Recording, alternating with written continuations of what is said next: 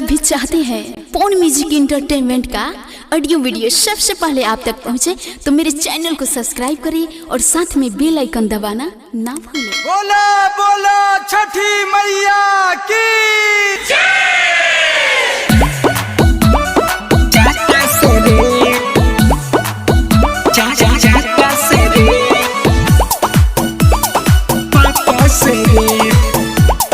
Mix by Pramod सागर।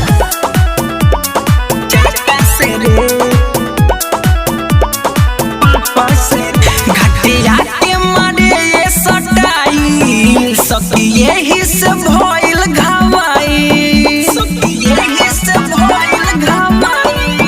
घटिया के मारे ये सटाई सकिए ही से भइल घावाई। भाई ले ले रहे दौड़ा चाचा के रवा के घौरा, भाई ले ले रहे दौड़ा चाचा के रवा के घौरा, तब वो गोइल मारी धाका से रे।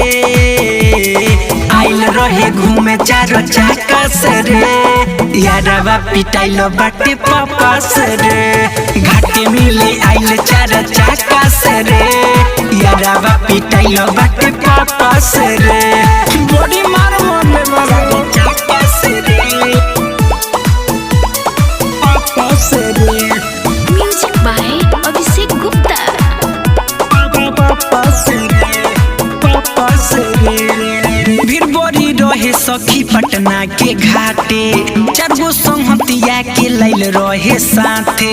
पहले से रहे उ नजरी में गरल, गोइल धराई पिटैल लाते लाते, गोइल धराई पिटैल लाते लाते। भीड़ बड़ी रहे सखी पटना के घाटे, चारगो संहतिया के लैल रहे साथे।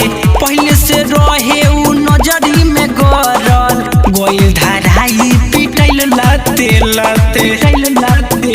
देखी कोन खिचलैलस हमरा आगे पीछे कोइलस, देखी कोन खिचलैलस हमरा आगे पीछे कोइलस। टकरा गोइल काका से रे, घाटे मिले आइल चारो चाका से रे, यारवा पिटैल बाटे पापा से रे। मिले आइल रहे चारो चाका से रे, यारवा पिटैल बाटे पापा से रे। चाका से रे,